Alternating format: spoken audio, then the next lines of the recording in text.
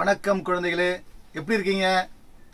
ரொம்ப ரொம்ப ரொம்ப ரொம்ப ரொம்ப மகிழ்ச்சியாக இருக்குது உங்கள்கிட்ட பேசுறது. என்ன காரணம்னு உங்களுக்கே தெரியும். வாரம் வாரம் நம்ம என்ன செய்கிறோம்?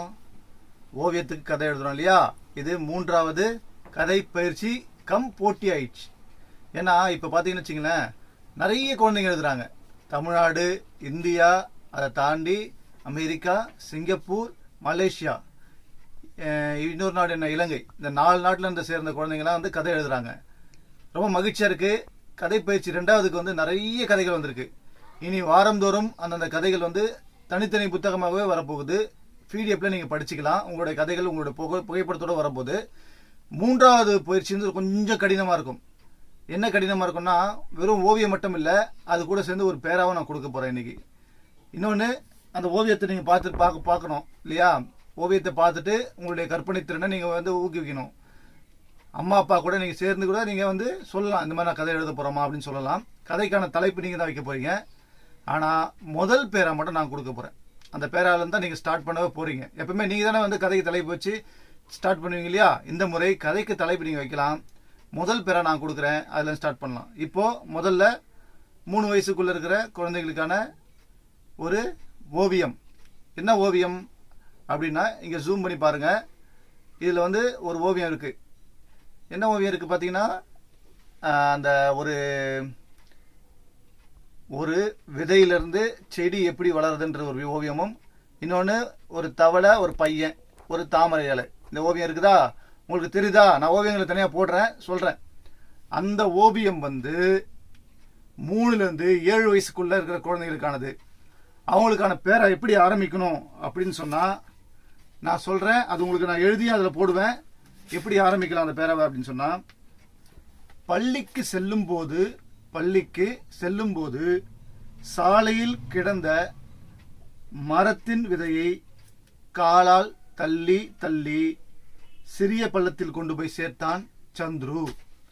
இந்த சந்துரு அப்படின்ற ஒரு பையன் வந்து ஸ்கூலுக்கு போகும்போது ரோட்டில் சும்மா போகாமல் கீழே இருக்கிறதுலாம் தள்ளிட்டு போகிற வேலையை வச்சுட்டு தான் அவன் வந்து அந்த விதையை வந்து தள்ளிட்டு போயிட்டே இருக்கிறான்.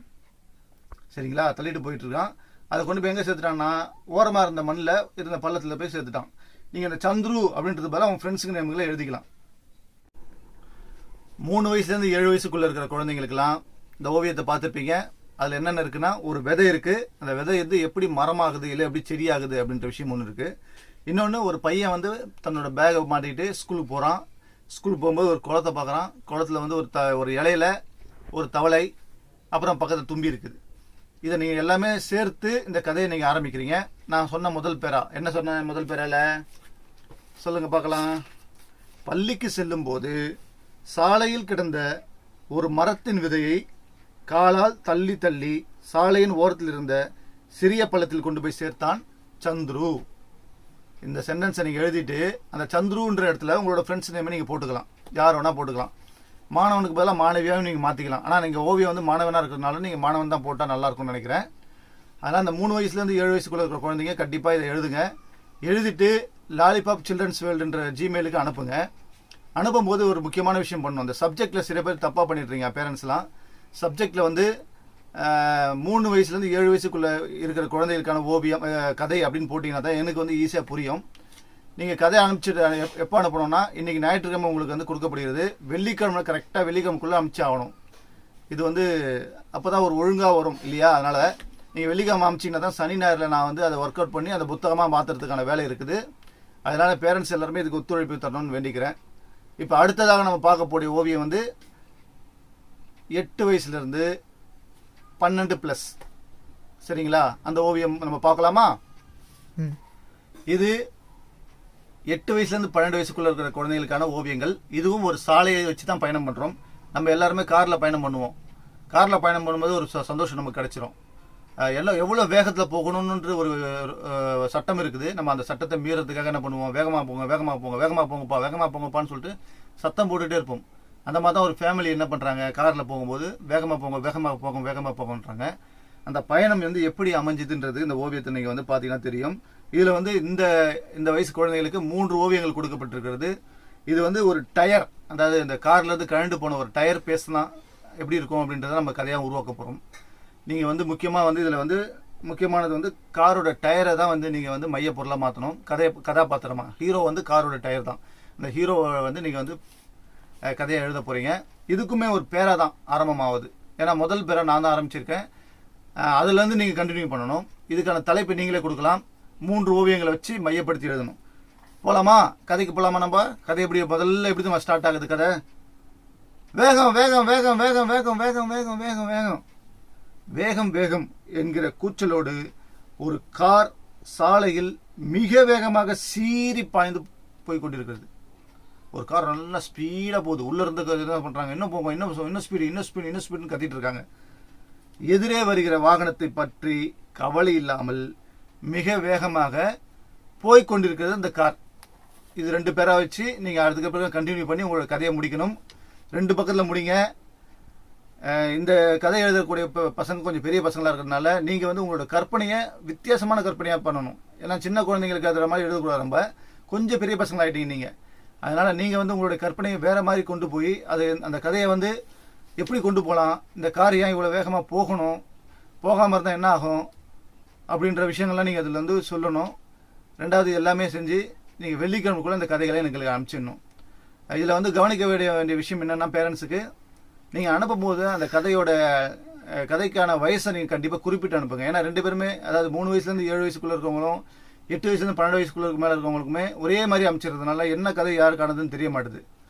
அதனால் இந்த தலைப்பை வச்சு, அதாவது வயசை வச்சு நீங்கள் வந்து அந்த சப்ஜெக்டில் போட்டு எங்களுக்கு அனுப்பிச்சிங்கன்னா எங்களுக்கு வந்து பயனாக இருக்கும். நீங்கள் எல்லாருமே வெள்ளிக்கிழமைக்குள்ளே அனுப்பிச்சிருங்க. உங்களுக்கு இன்றைக்கே வந்து இந்த ஓவியங்கள் பகிரப்படும். இன்னொரு விஷயம், குழந்தைகளுக்கெல்லாம் நீங்கள் மட்டுமே இந்த கதைகளை எழுதக்கூடாது, உங்களோட நண்பர்களையும் எழுத சொல்லணும். அதே மாதிரி கதைகளுக்கு வந்து உங்களுக்கு சொந்தமான கற்பனையாக மட்டுமே இருக்கணும். எல்லா வயசுக்கு உள்ள குழந்தைங்களுமே சொல்கிறது என்னென்னா, சொந்த கற்பனை, உங்களுக்கு என்ன தோணுதோ அதை எழுதலாம். ஆனால் ஏற்கனவே எழுதின கதைகளோ ஏற்கனவே படித்த கதைகளோ அது உள்ளே வந்து புகுத்தக்கூடாது. அப்புறம் குறிப்பாக பேரண்ட்ஸ் சொல்ல வேண்டியது என்னென்னா, குழந்தைகள் தான் எழுதணும். அவங்களுக்கு எழுத முடியலன்னா மட்டும்தான் நீங்கள் சொல்ல எழுதலாமே கண்டி நீங்களாக உங்களுடைய சொந்த கருத்துக்களை அதில் வந்து இணைச்சிடவே கூடாது என்பதை சொல்லிக்கிறேன். ஏன்னா நம்ம எல்லாரோட குறிக்கோளுமே ஒரே குறிக்கோள் தான், குழந்தைகளை வந்து மேம்படுத்தணும். அதுக்காக தான் நம்ம எல்லாருமே பயணம் பண்ணிகிட்டு இருக்கோம். அந்த விஷயத்தில் தான் உங்களுக்கு தெரியும், இன்றைக்கி இருக்கிற காலகட்டத்தில் ஒரு சின்ன பயிற்சிகளுக்கு 300 500 வாங்குறாங்க. நம்ம ஏன் இலவசமாக பண்ணுறோன்னு சொன்னால், எல்லா குழந்தைகளும் மேலே வரணும், அவங்களுக்கான பயிற்சி நம்ம கொடுக்கணும் அப்படின்றது தான். இந்த ஓவியங்கள் வந்து பிரதம் புக்ஸ்லேருந்தும் ஸ்டோரி வியூவர்ஸ்லேருந்து எடுக்கப்பட்டிருக்கிறது. அவர்களுக்கு இந்த நேரத்தில் நாங்கள் நன்றி சொல்ல கடமைப்பட்டிருக்கிறோம்.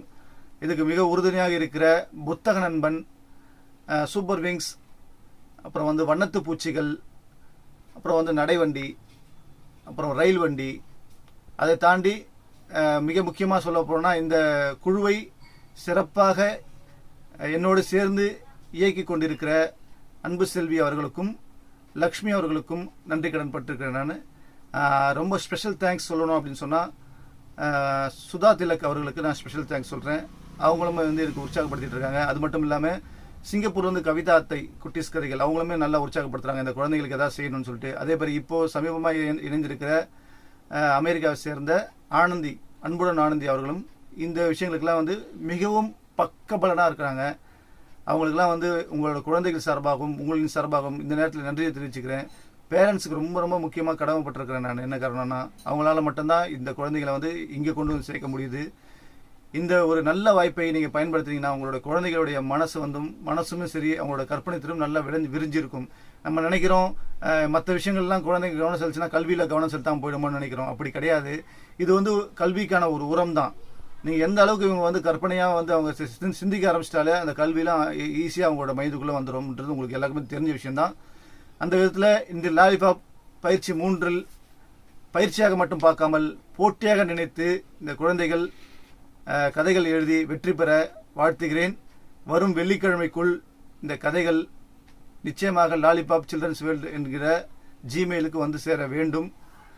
எங்களை வந்து தர்ம சங்கடத்துக்கு ஆக்கிடாதீங்க. நிறைய பேரண்ட்ஸ் வந்து கரெக்டாக வெள்ளிக்கிழமை தான் ஃபோன் பண்ணி சார் ஒரு நாள் டைம் கொடுக்க முடியுமான்னு கேட்குறாங்க. அந்த மாதிரியான வேண்டாம், உங்களுக்கு 5 நாள் டைம் கொடுத்துருக்குறோம். நீங்கள் பொறுமையாக வரீங்க, நல்லா பண்ணுங்கள், வாழ்த்துக்கள். அடுத்தடுத்து இன்னும் நிறைய நம்ம போட்டிகள் வந்து வச்சிடலாம். அடுத்த பயிற்சி இன்னும் கொஞ்சம் கடினமாக இருக்கும். 4 பயிற்சிக்கு அப்புறம் நிச்சயமாக போட்டி வைக்கிறதுக்காக முடிவு வச்சுருக்கோம். ஏன்னா நிறைய குழந்தைங்க போட்டி கேட்குறாங்க, பேரண்ட்ஸுமே கேட்குறாங்க. அதுக்காக நம்ம செய்வோம். இந்த விதத்தில் இந்த 3வது பயிற்சியை சந்தேகம் இருந்தால் தாராளமாக கேட்கலாம். உங்களுக்கான 2 ஓவியங்களையும் பாருங்கள். 3 வயசுலேருந்து 7 வயசுக்குள்ளே இருக்கிற குழந்தைங்களுக்கான ஓவியத்தை அந்த குழந்தைகள் மட்டும் தான் வரையணும். 8லேருந்து 12 ப்ளஸ் வரைக்கிறது அவங்க தான் வரையணும். ஆனால் இந்த முறை வந்து கொஞ்சம் வித்தியாசமான கதை, அதாவது இந்த திருப்பம் வந்திருக்குன்னு சொல்லுவாங்க இல்லையா, கிளைமேக்ஸ். அது வந்து யாருமே எதிர்பார்க்காத கிளைமேக்ஸ்க்கு நீங்கள் மட்டும் எழுதிட்டீங்கன்னா உங்களுடைய கற்பனை திறன் இன்னும் நல்லா வளரும். உங்கள் எல்லாருக்கும் என்னுடைய மனமார நன்றி. லாலிபாப் குழு உங்களை வாழ்த்துகிறது. All the best.